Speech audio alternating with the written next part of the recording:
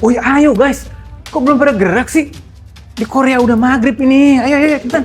Sorry, mas, benar.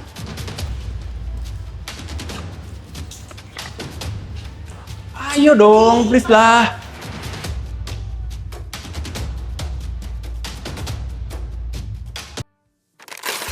Nah, drama pulpen yang susah ditutup tadi itu adalah masalah user experience yang klasik dan sudah dialami oleh manusia selama puluhan tahun yang lalu. Biar kita paham kenapa bentuk pulpen ini beda-beda, kamu harus tahu dulu sejarahnya. Dulu, sebelum tahun 1930-an, orang-orang menulis menggunakan pulpen dengan tinta celup atau fountain pen. Masalahnya, tintanya lama banget kering, gampang luber, dan kalau bocor, sering ngerusak baju. Sampai pada akhirnya, jurnalis bernama Laszlo Biro mendapatkan ide dari tinta cetak koran yang cepat kering. Dia memasukkan tinta ke tabung kecil, lalu memberi bola besi berputar di ujungnya untuk mengalirkan tinta, lahirlah ballpoint. Proses pembuatan bola besi ini harus super presisi.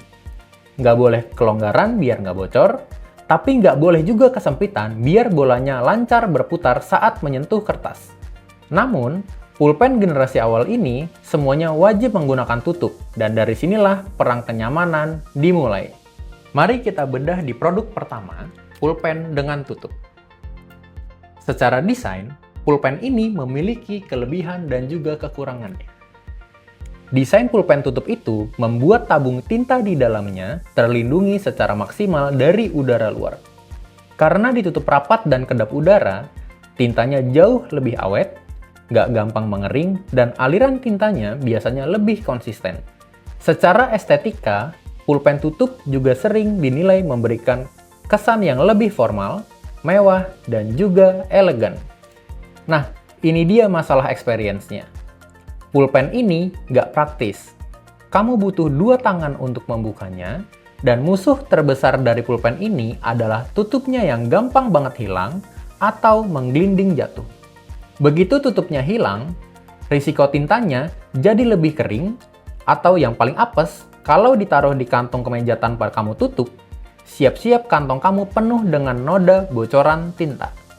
Karena manusia sering stres karena tutup pulpen ini, maka terciptalah di tahun 1950-an retractable pen atau pulpen klik.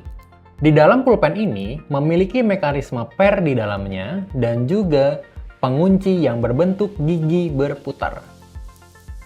Kelebihan dari pulpen klik ini adalah juara dalam kecepatan dan juga kenyamanan pengguna. Kamu bisa mengoperasikan cuma pakai 1 tangan, tinggal set klik menggunakan 1 tangan, langsung menulis. Tidak ada buka tutup pulpen dan kehilangan pulpennya. Di balik kepraktisan pulpen klik ini, ada kelemahan di dalamnya.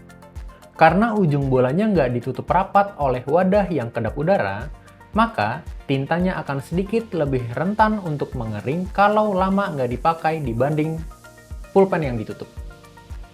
Selain itu, ada komponen mekanik di dalamnya. Kalau pegasnya macet, dan pernya sudah tidak bisa lagi digunakan, maka pulpen ini tidak bisa digunakan. Berbeda dengan pulpen tutup ini. Kalau pulpen tutup ini tutupnya hilang, risikonya hanya akan sedikit mengering tapi masih bisa kamu gunakan.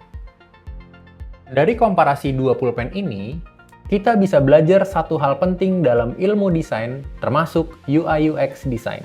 Tidak ada desain yang 100% bagus dan sempurna, akan tetapi desain ini dua-duanya diciptakan sesuai dengan kebutuhan penggunanya masing-masing. Yang ini lebih praktis, dan yang ini lebih elegan, dan juga tintanya akan lebih stabil jika kamu gunakan. Kalau kamu butuh menulis dokumen penting dengan tinta yang tebal, konsisten, dan terkesan formal, pulpen tutup adalah pilihan terbaik kamu. Tapi kalau kamu butuh mencatat cepat di lapangan kerja yang dinamis, maka pulpen kliklah yang pemenangnya. Tugas seorang desainer, baik desainer benda fisik seperti pulpen maupun desainer aplikasi digital di smartphone kamu adalah memetakan kelebihan dan kekurangan masing-masing produk. Setelah itu, kamu sebagai UI UX designer harus mampu merancang solusi yang paling minim bikin pengguna frustasi. Nah, kalau kamu, itu tim yang mana nih? pulpen klik, atau pulpen dengan penutup? Coba jawabannya tulis di kolom komentar ya. Nggak ada lagi, Mas. Nggak ada yang nyatet nih kalian sama sekali. Dari total 3 orang di sini nggak ada yang nyatet sama sekali. Astaga. Sia-sia semuanya.